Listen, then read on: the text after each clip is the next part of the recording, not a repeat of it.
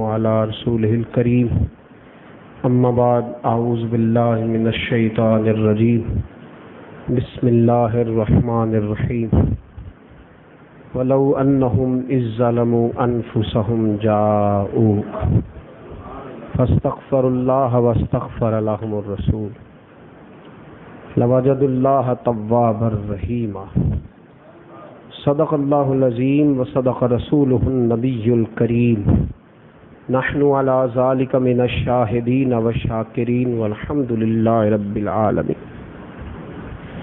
ان اللہ وملائکتہ یصلون علی النبی یا ایہا الذین آمنوا صلوا علیہ وسلموا تسلیما الصلاۃ والسلام علیک یا سیدی یا رسول اللہ وعلی آلک واصحابک یا سیدی یا حبیب. بآواز بلند اور مل کے پڑھیے الصلاۃ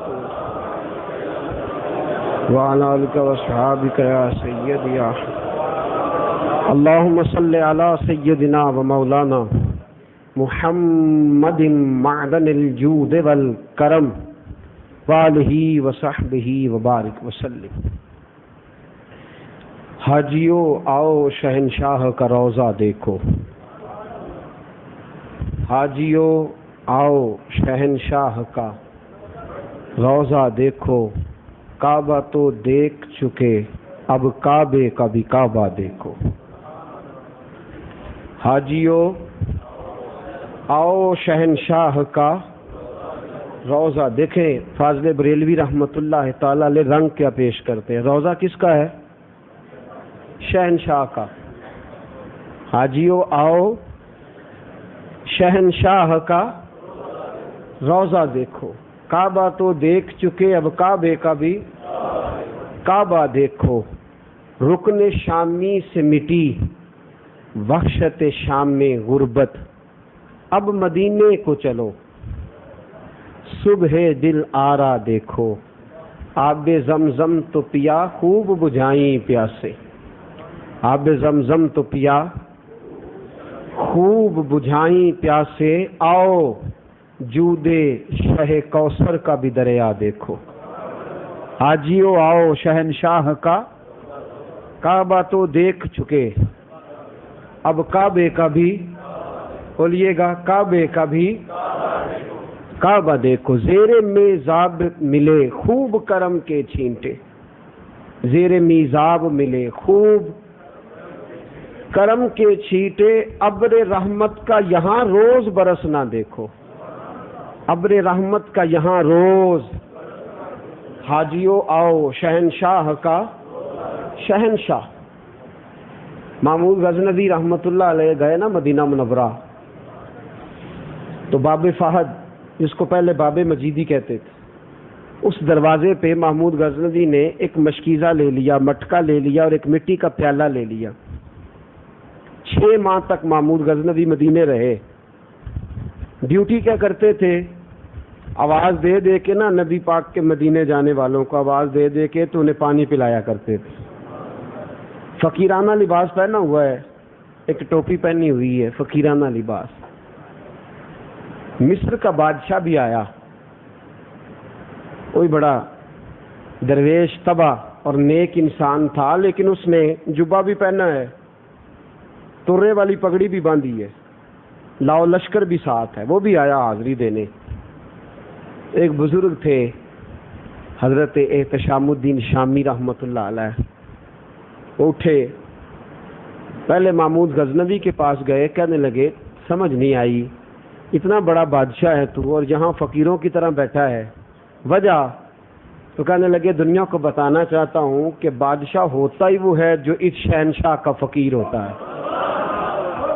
حاجیو آؤ شہنشاہ کا بادشاہ کون ہوتا ہے؟ جو اس شہنشاہ کا فقیر ہوتا ہے.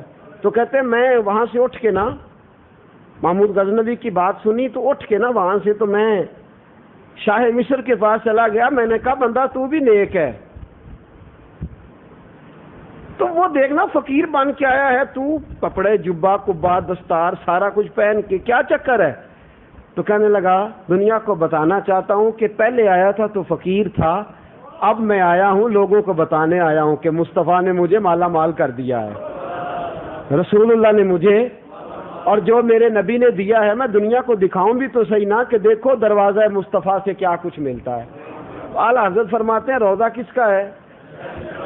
حاجیوں آؤ شہنشاہ کا کعبہ تو دیکھ چکے، اب کعبے کا بھی۔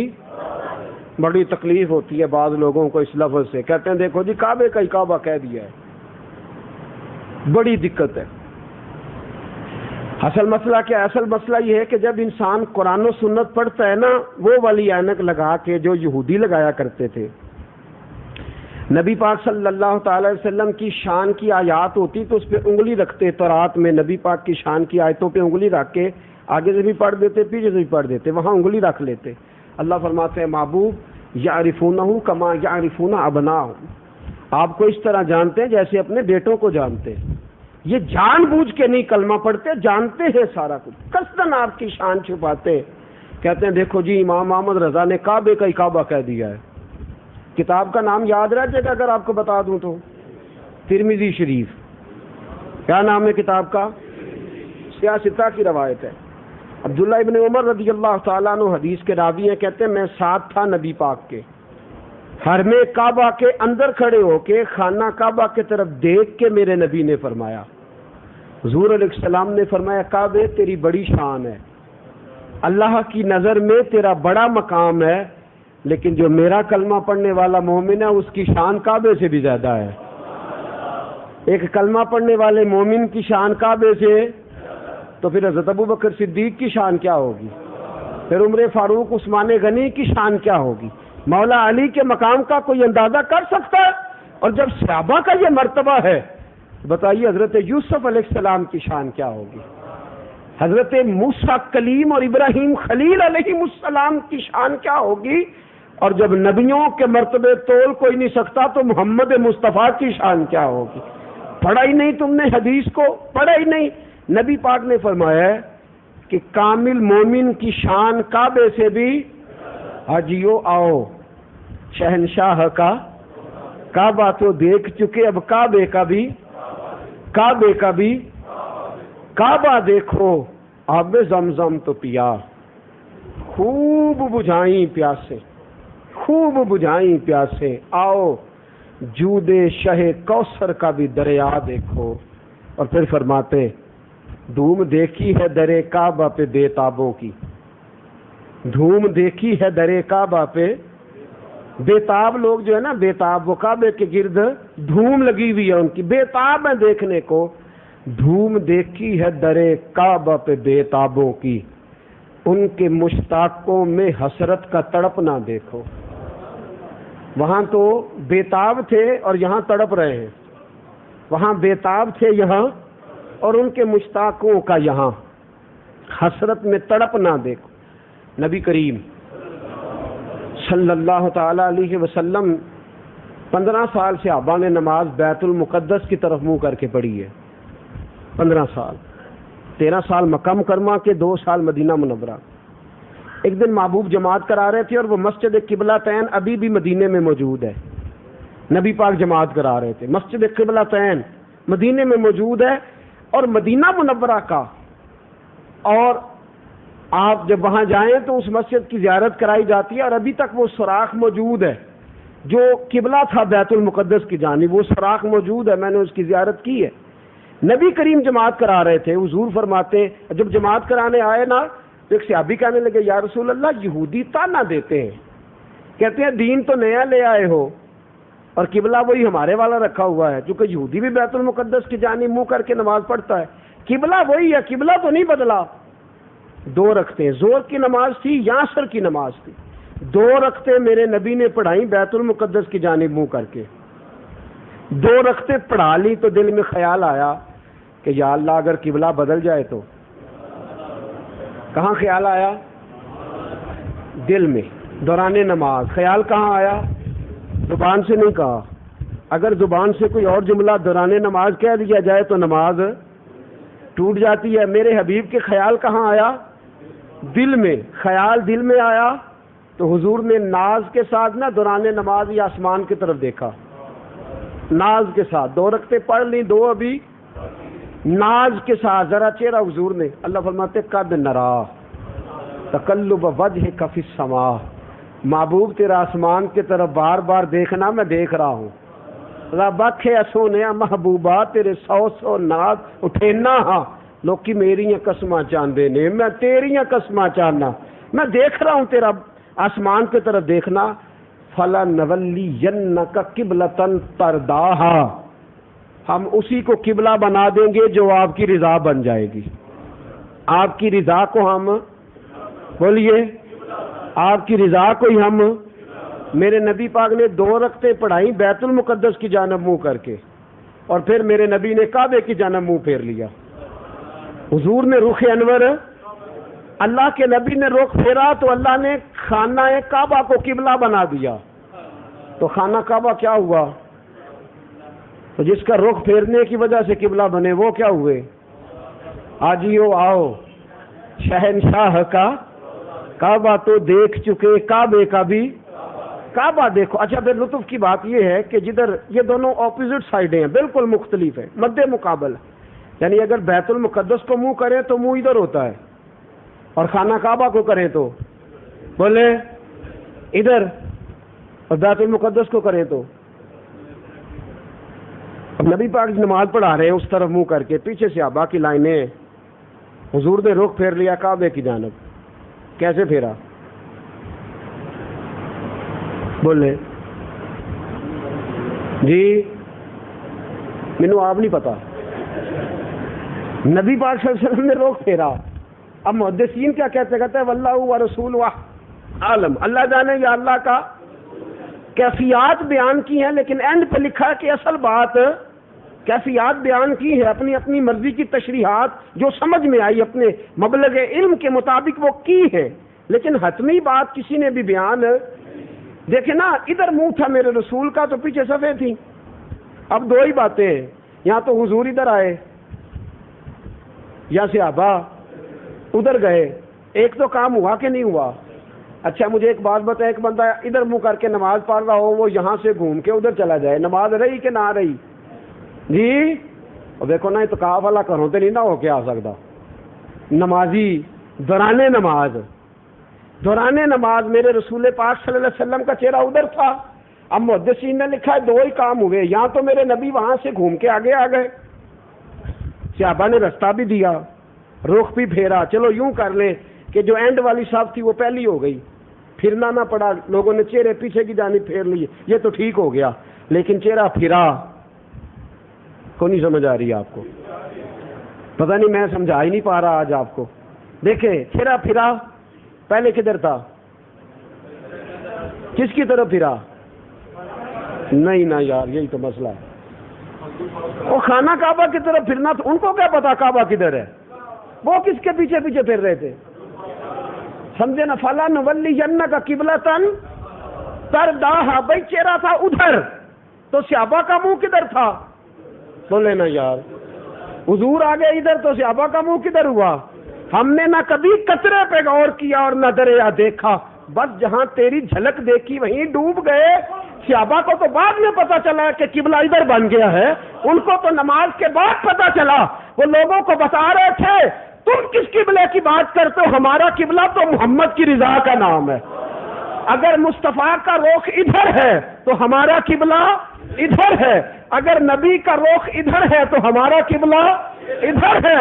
تو بریلی کے امام تمام صحابہ کا نظریہ بیان کرتے، کہتے ہیں حاجیو آؤ شہنشاہ کا روضہ دیکھو، کعبہ تو دیکھ چکے، اب کعبے کا بھی، اور سیرت ابن حشام خانہ کعبہ فتح ہو گیا، میرے نبی نے حضرت بلال کو چھت پہ چڑھا دیا، فرمایا چل اذان پڑھ۔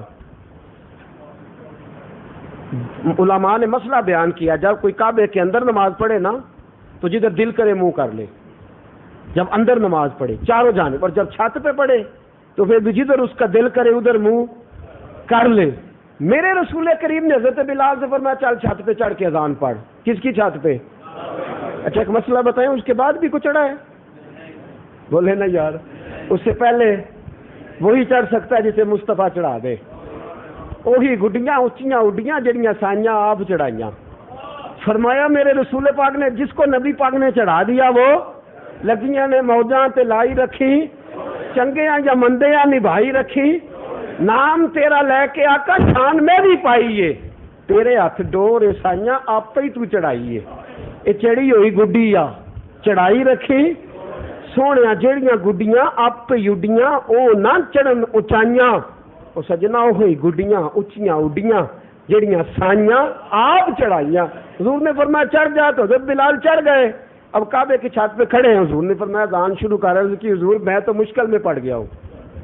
حضور نے فرمایا کیا مشکل ہے کہ حضور منہ کدھر کرنا ہے؟ خود حضور اونٹنی پہ بیٹھے ہیں، طواف ہو رہا ہے خانہ کعبہ کا، کدھر منہ کرنا ہے؟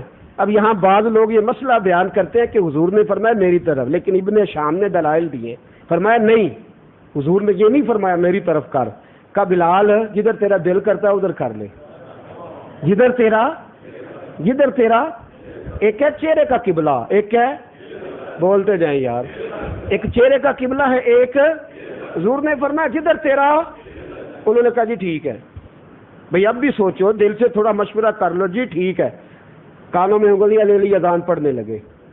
صحابہ جو دور تھے نا وہ کہتے ہیں دور چوٹیوں پہ کھڑے تھے، صفا مروہ پہ، جبل ابو قبیس پہ، جبل عمر پہ، دائیں بائیں جو چوٹیوں پہ چڑھے تھے، وہ کہنے لگے یہ عجیب اذان ہے، یہ عجب اذان ہے کہ بلال اذان دیتا جاتا ہے چاروں جانب گھومتا جاتا ہے، اذان دیتے جاتے ہیں چاروں جانب گھومتے جاتے ہیں۔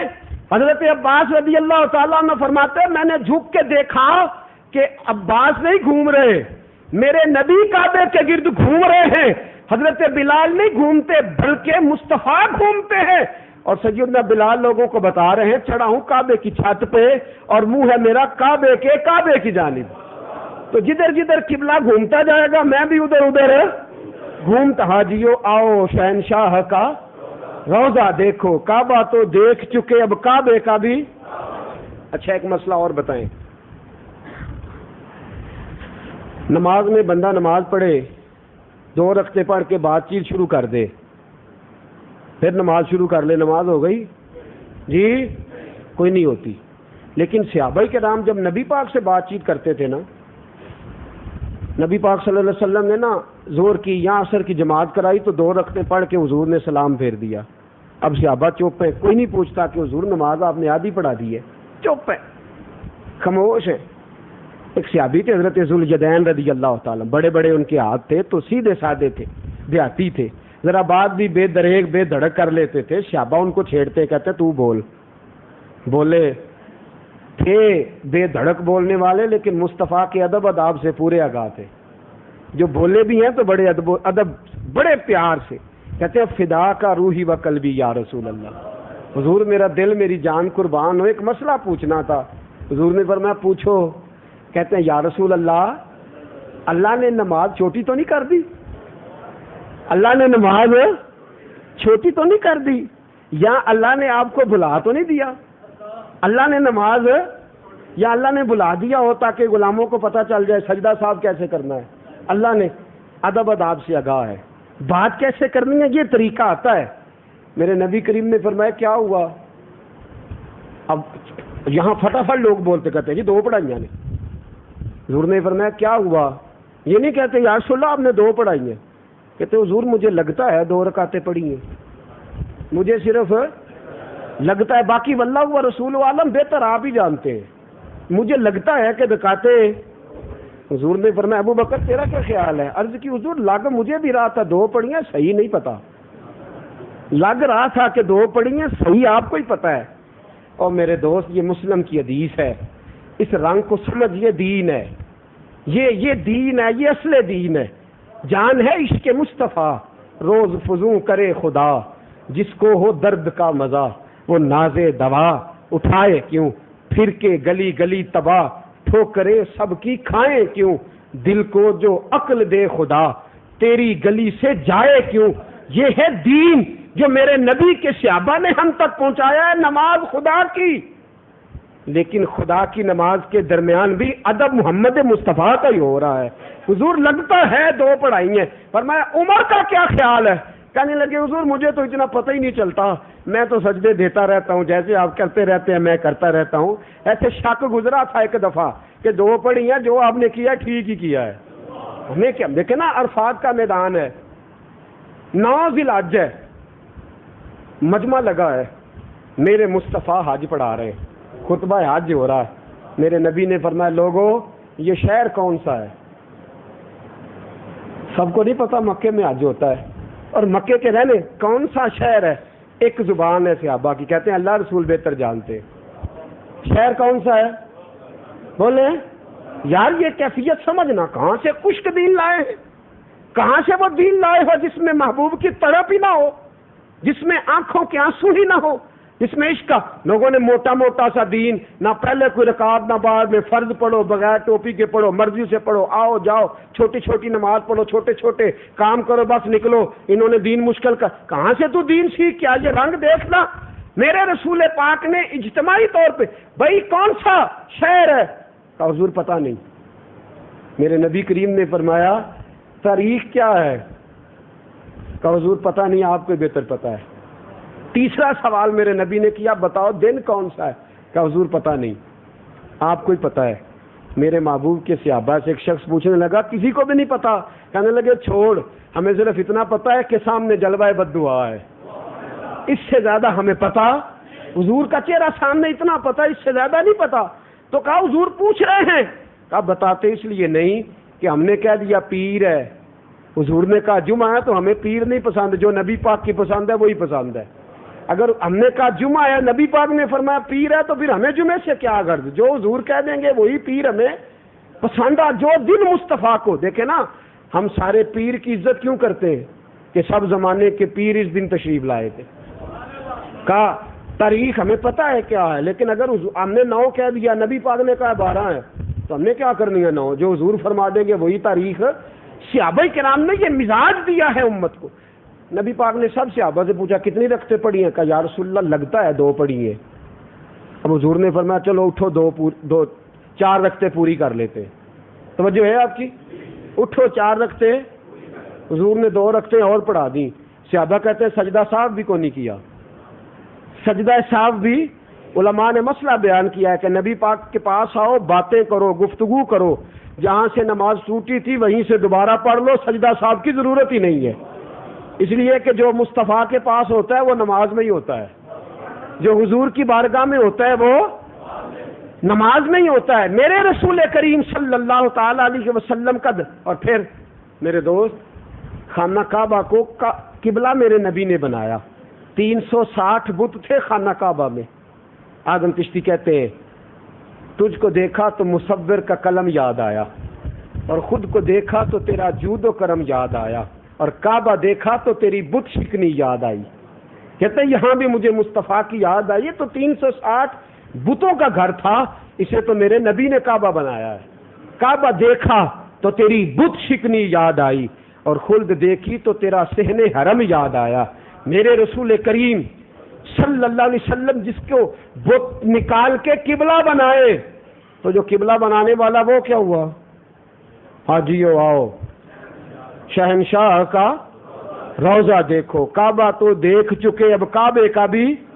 اور صحابہ تو بغیر نبی پاک کے تصور بھی نہیں کرتے تھے۔ حضرت عثمان غنی کو بھیجا صلح حدیبیہ کے موقع پر، میرے نبی نے احرام باندھا، حضرت عثمان غنی خود حضور نے بھی باندھا ہے، لیکن قریش مکہ نے نبی پاک صلی اللہ علیہ وسلم کو روک دیا کہ آپ نہیں عمرہ کر سکتے۔ حضرت عثمان چلے گئے، احرام باندھا ہوا ہے، وہاں پہنچے تو قریش مکہ کہنے لگے عثمان آپ دیدار کر لیں کعبے کا، طواف کر لیں، صفا مروہ کر لیں، نبی پاک کو ہم نہیں کرنے دیں گے ان کو اگلے سال۔ حضرت عثمان غنی کیا فرماتے؟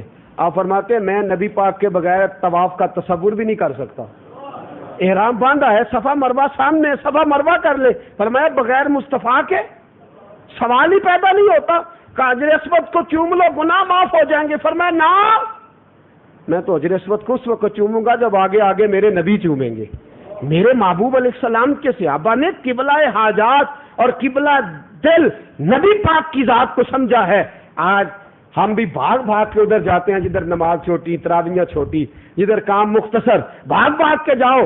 میرے محبوب کی محبت اور میرے محبوب صلی اللہ علیہ وسلم کا پیار جب تک سینے میں نہیں ہوتا، اور جب تک ہر چیز سے بڑھ کر محبوب کریم صلی اللہ تعالی علیہ وسلم کو بڑا نہیں جانا جاتا۔ دیکھیے نا بریلی کے امام کیا کہتے تم نے آب زمزم تو پیا، خوب بجھائیں پیاسے، آؤ آؤ جود شہ کوثر کا بھی دریا دیکھو۔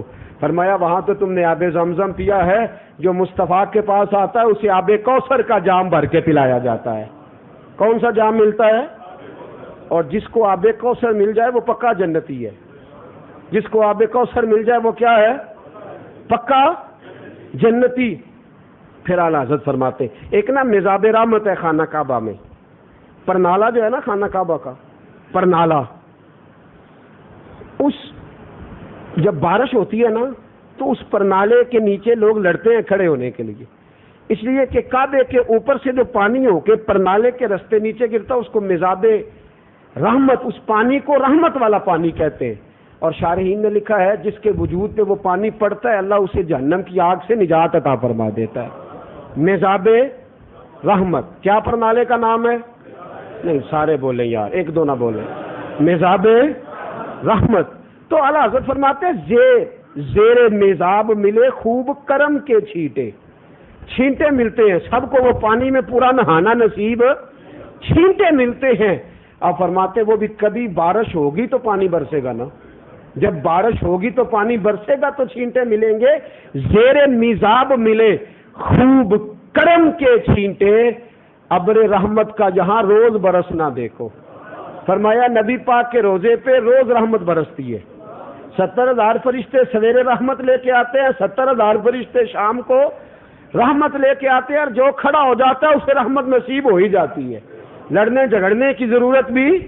یہ میرے امام کا درد ہے، اور یہ صرف بریلی کے امام کا ہے، کسی اور کا تصور یہاں تک گیا ہی نہیں۔ اور کیا فرماتے؟ کہتے ہیں مثل پروانہ پھرا کرتے تھے جس شمع کے گرد، لوگ نا پروانے کی طرح کعبے کا طواف کرتے، مثل شمع پھرا کرتے تھے جس شمع کے، مثل پروانہ پھرا کرتے تھے جس شمع کے گرد، اپنی اس شمع کو پروانہ یہاں کا دیکھو۔ کعبہ خود نبی پاک کا طواف کرتا ہے، کعبہ خود نبی پاک کا۔ امام قسطلانی نے حدیث لکھی ہے، میرے رسول کریم صلی اللہ تعالی وسلم کا طواف کرے گا خانہ کعبہ، جب قیامت کا دن آئے گا نا تو اللہ کعبے کو بلائے گا کہ میرے پاس آ جا، تو خانہ کعبہ کہے گا مولا مہربانی فرما ایک پھیرا مجھے مصطفیٰ کا مدینے کا بھی لگا دے۔ خانہ کعبہ گزارش کرے گا، پہلے یہاں مدینے لایا جائے گا، وہ نبی پاک کے روزے کی۔ تو اعلیٰ حضرت فرماتے ہیں تم نے وہاں دیکھا ہے کہ شمع کی طرح لوگ طواف کر رہے ہیں، لیکن خانہ کعبہ تم دیکھو گے میرے مصطفیٰ کا طواف کرتا ہے، وہ تو حضور کا شکر گزار ہے کہ آپ نے بت نکال دیے اور مجھے قبلہ بنا دیا۔ اور پھر اگلی جو بات کرتے ہیں وہ بڑی اعلیٰ ہے، آپ فرماتے ہیں وہاں مطیعوں کا جگر خوف سے پانی پایا، وہاں مطیعوں کا، امام کا کلام ہے نا، تو میں جب یہ شعر پڑھتا ہوں تو آپ مجھے سست نظر آتے ہیں، لگتا ہے تھک گئے ہیں، سست نظر آتے ہیں، تھوڑا جاگ کے بیٹھے، بڑی دیر کے بعد دوبارہ ملاقات ہونی ہے آپ سے، ذرا جاگ کے بیٹھے۔ وہاں مطیعوں کا جگر خوف سے پانی پایا، یہاں سیاہ کاروں کا دامن پہ مچلنا دیکھو۔ اب اللہ کرے آپ اس جملے کو سمجھیں۔ اعلیٰ فرماتے ہیں وہاں بڑا نیک پرہیزگار بھی جائے نا خانہ کعبہ تو اس کا جگر بھی خوف سے پانی پانی ہو جاتا ہے۔ وہاں مطیعوں کا جگر، مطیع کہتے ہیں فرما بردار، وہاں مطیعوں کا جگر خوف سے پانی پایا، یہاں سیاہ کاروں کا دامن پہ مچلنا دیکھو۔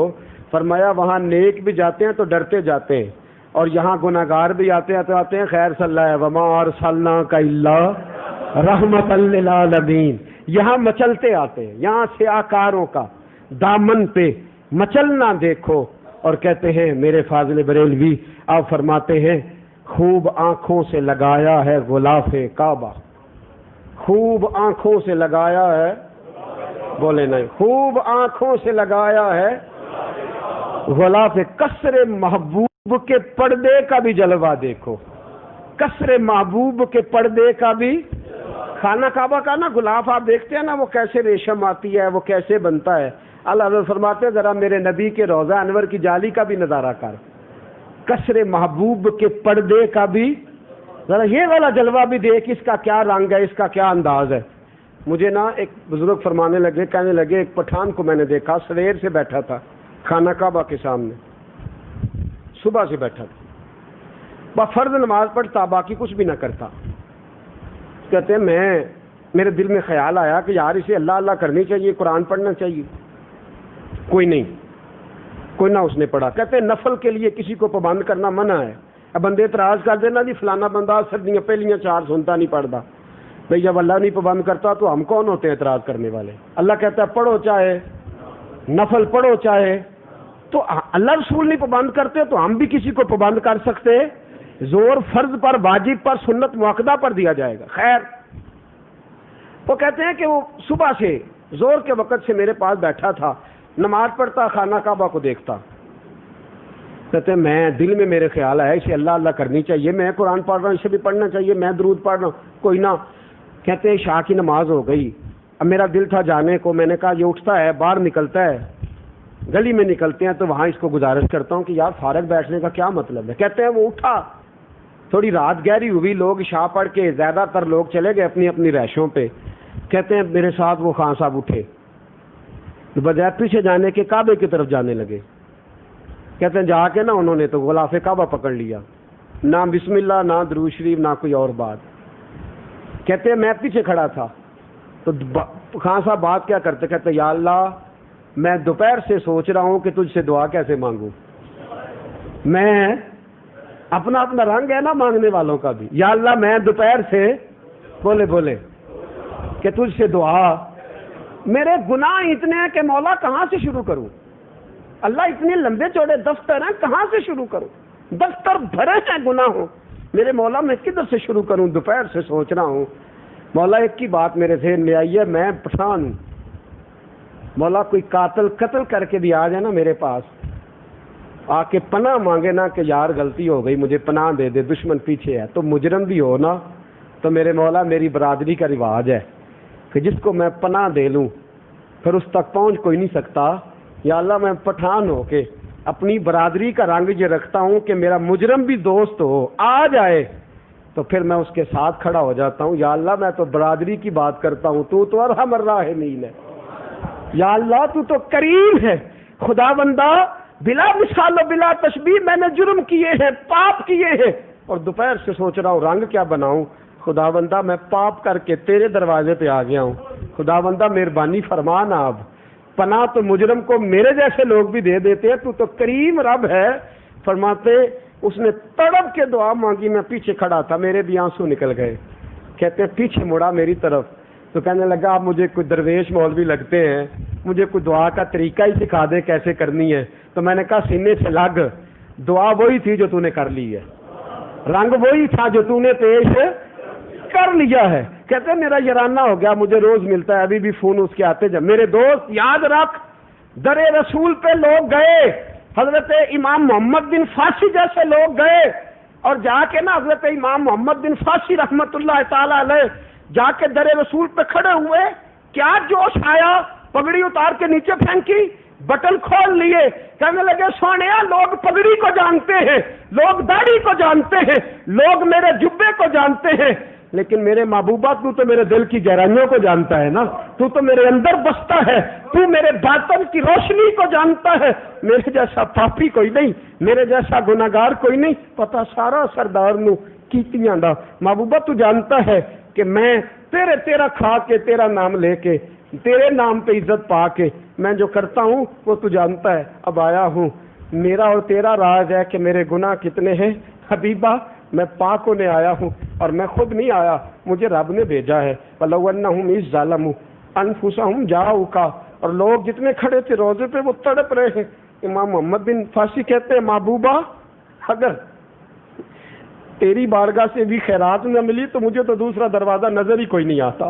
میں خدا کے پاس گیا تھا، اس نے کہا وَلَوْ أَنَّهُمْ إِذْ ظَلَمُوا أَنفُسَهُمْ جَاءُوكَ، جا در رسول پہ چلا جا، اگر یہاں سے بھی نہیں ملے گی تو مجھے کہاں سے ملے گی؟ یا رسول اللہ میں نظر کرم کا سوالی ہوں، میں لوگ کہتے ہیں چند منٹ کے لیے ایسی خوشبو آئی، ایسی خوشبو آئی، ایسا عطر کسی نے چھڑکا، سمجھ نہ آئی۔ 2 4 5 منٹ گزرے، انہوں نے بٹن بند کیے، امامہ باندھا، 2 رکعت نماز پڑھی، نکلنے لگے۔ لوگ کہنے لگے تجھے کیا ہوا ہے؟ نہ آتے وقت تیری سمجھ آئی، نہ جاتے وقت۔ کہنے لگے تمہارا عقیدہ کچا ہے، تمہیں سمجھ نہیں آئی، میرا پکا ہے، مجھے سمجھ آئی ہے۔ وہ خوشبو نہیں تھی، وہ میرے نبی کی رحمت والا ہاتھ تھا، وہ میرے محبوب کا کرم والا ہاتھ تھا۔ محبوب نے کہا جاؤ جاؤ، جو در رسول پہ آ جاتا ہے اسے جھولی بھر کے نوازا جاتا ہے، اسے نواز دیا جاتا ہے۔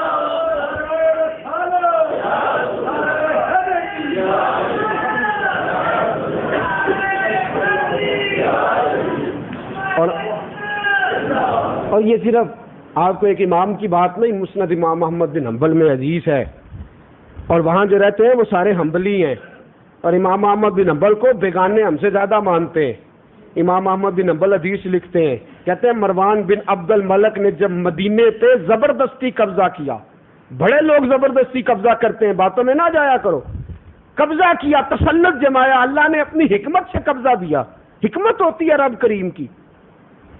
کہتے ہیں وہ رات کو گیا، اس نے دیکھا ایک شخص ہے جو نبی پاک کی قبر انور پر رخسار رکھے بیٹھا ہے۔ حضور کی قبر پہ کیا رکھا ہوا ہے؟ یہ رخسار۔ مروان بن عبد الملک گیا تو جا کے کیا کہتا ہے، اور حدیث کے لفظ ہیں فوادہ علی وجہہ، چہرے کی سائڈیں رخسار رکھے ہیں قبر پہ، ٹھوکر لگائی پیر سے، کہنے لگا اتسنع ما تدری، اور تجھے پتا تو کیا کر رہا ہے؟ جو چہرہ رکھے ہوئے تھا اس شخص کو ٹھوکر لگا کے مروان کا، تجھے پتا تو کیا کر رہا ہے؟ فاقبل وجہہ، نام مل حجر جیتا رسول اللہ، کہتے اس شخص نے چہرہ پھیرا، کہنے لگا مجھے پتا ہے میں کیا کر رہا ہوں، مجھے پتا ہے میں کیا کر رہا ہوں۔ کہنے لگا میں کسی پتھر کے پاس نہیں آیا، محمد مصطفیٰ کے پاس آیا صلی اللہ علیہ۔ کہتے ہیں فاقبل وجہہ فہو ابو ایوب انصاری، اور جب انہوں نے رخ پھیرا تو کوئی معمولی آدمی نہیں، حضرت ابو ایوب انصاری تھے رضی اللہ تعالی، میزبان رسول، روضہ رسول پہ کھڑے ہو کے لوگوں کو بتاتے ہیں یہاں قبر سمجھ کے نہ آنا۔ یہ نہیں کہا میں قبر پہ آیا، کہا جیتا رسول اللہ، قبر سمجھ کے نہ آنا، گنبد سمجھ کے نہ آنا، یہاں جو بھی آئے وہ میرے محبوب کو زندہ سمجھ کے آئے، میرے محبوب کو روضہ اطہر پہ موجود سمجھ کے آئے۔ اور میرے امام نے 2 دفعہ قسم اٹھائی ہے، تو زندہ ہے واللہ، تو زندہ ہے واللہ، تو زندہ ہے واللہ، میری چشم عالم سے چھپ جانے والے میرے دوستو رسول کریم صلی اللہ علیہ وسلم کا شعر ڈاکٹر ہیکل تسامی نے لکھا ہے، پی ایچ ڈی کی ہے، وہ کہتے ہیں اتنے قصیدے کسی شہر کے بارے میں نہیں لکھے گئے جتنے مدینے کے بارے میں لکھے گئے، اور وہ کہتے ہیں اتنا ہجر و فراق میں کسی کے بارے میں مرثیہ نہیں پڑھا گیا جتنا مدینے کے بارے میں پڑھا گیا ہے۔ مدینہ ہمارا ایمان ہے، مدینہ ہماری جان ہے، مدینہ میرے نبی کا مسکن ہے، مدینہ وہ جگہ ہے کہ میرے رسول کریم صلی اللہ تعالی علیہ وسلم نے دیکھا کچھ لوگوں نے مدینے کی مٹی اڑی تو منہ پہ کپڑا رکھ لیا، میرے حضور نے پسند نہیں فرمایا، فرمایا پیچھے کر کپڑا، یہ کوئی معمولی مٹی نہیں، یہ مدینے کی مٹی ہے، جہاں جہاں لگے گی اللہ شفائیں عطا فرما دے گا۔ مدینہ پوری دنیا کا مرکز ہے۔ دیکھو مکہ مکرمہ کو، مکہ مکرمہ بھی مدینہ طیبہ سے آ کے بنایا گیا ہے، وہاں سے تلواریں نکلی تھی تو مکہ فتح ہوا تھا، اور مکے کی فضیلت کا انکار کوئی نہیں، لیکن مدینہ منورہ وہ جگہ ہے کہ میرے رسول پاک صلی اللہ علیہ وسلم نے فرمایا میں مدینے میں آیا، میں مدینے میں رہا، مدینے والوں نے تلوار نہیں اٹھائی، بغیر کسی حیل و حجت کے مجھے مدینے کا امیر مانا، فرمایا میں مدینے میں رہوں گا، مدینے میں زندگی کے ظاہری ایام گزاروں گا، وصال کروں گا تو میرا مزار مدینے میں بنے گا، اور فرمایا قیامت میں جب میں اٹھوں گا تو مدینے سے ہی اٹھوں گا، اور فرمایا جب میں میدان محشر میں جاؤں گا تو میرے دائیں بائیں جو لوگ ہوں گے وہ بھی مدینے کے رہنے والے ہوں گے۔ فرمایا من زارا قبری بعد وفاتی فزارنی فی حیاتی، جو میرے وصال کے بعد میرے روضے پہ آیا وہ یوں ہی سمجھے کہ زندگی میں مجھے ملنے آیا ہے۔ اور فرمایا ومن حج فمن یزرنی حجتان مبرورتان، جس نے پہلے حج کیا یا بعد میں حج کیا اور میری قبر کی زیارت کرنے آیا، فرمایا اللہ اسے 2 حج کا ثواب عطا فرمائے گا، اللہ اسے 2 حج کا ثواب عطا فرمائے گا۔ مدینہ تو ایمان ہے، مدینہ تو مرکز محبت ہے، اور مدینہ میراں دی گل نہ غریباں دی گل ہے، مدینے تے جانا نصیباں دی گل ہے، مدینے جانا نصیباں دی۔ میرے اعلیٰ حضرت فاضل بریلوی، وہی درد مجھے بتائیے نا، حضرت ابو بکر نے کتنے حج کیے؟ ایک حضرت عمر نے چلے زیادہ کی، حضرت عمر نے، حضرت عثمان غنی نے 10-12. وہ لوگ حج کرنے جاتے تھے، عمرہ کرنے جاتے تھے، لیکن زیادہ قیام مکے میں مدینے لوٹ آتے تھے. مکے کی فضیلت سے وہ آگاہ تھے، لیکن زندگیاں انہوں نے کہاں گزاری؟ مدینے میں. حضرت عمر تو ہر نماز کے بعد دعا مانگتے تھے، اللہ مرزقنی شہادتا فی سبیلک، یا اللہ شہادت کی موت عطا فرما، واجعل فی موت بلد حبیبک، لیکن یا اللہ باہر نہیں میں دفن ہونا چاہتا، مجھے مصطفیٰ کے مدینے میں ہی موت عطا فرما، یہاں موت دے، میں مدینے میں رہنا چاہتا ہوں. میرے دوستو بلوائی چڑھ آئے، لیکن حضرت عثمان غنی نے فرمایا میں مدینہ چھوڑ سکتا، مدینہ بڑی عزت والا، مدینہ بڑے. میرے اعلیٰ حضرت فاضل بریلوی رحمت اللہ تعالی علیہ، آپ تو فرماتے ہیں ان کے طفیل حج بھی خدا نے کرا دیے، ورنہ اصل مراد حاضری تو اس پاک در کی ہے. اور کعبے کا نام تک نہ لیا، طیبہ ہی کہا. پوچھا جو تھا کسی نے کہ نیت کدھر کی ہے، پوچھا جو تھا کسی نے کہ نیت کدھر کی ہے، کعبے کا نام تک نہ لیا، طیبہ ہی کہا. اس لیے کہ جو مدینے جائے گا وہ مدینے والے کی بات بھی مانے گا، اور مدینے والے نے کہا حج کرو تو انشاءاللہ حج بھی، مدینے والے نے کہا عمرہ کرو تو انشاءاللہ. تو ہم نے مکے کا نام تک نہ لیا، طیبہ ہی کہا. پوچھا جو تھا کسی نے کہ نیت کدھر کی ہے، حاجیو آؤ، حاجیو آؤ، کعبہ تو دیکھ چکے، اب کعبے کا بھی کعبہ دیکھو، حاجیو آؤ شہنشاہ کا کعبہ تو دیکھ چکے، اب کعبے کا بھی کعبہ دیکھو. عزیزو، اعلیٰ حضرت رحمت اللہ علیہ کا طریقہ تھا، جب کوئی حج کر کے آتا تو اس سے پوچھتے کہ مدینے گیا تھا کہ نہیں گیا تھا، پہلے پوچھتے.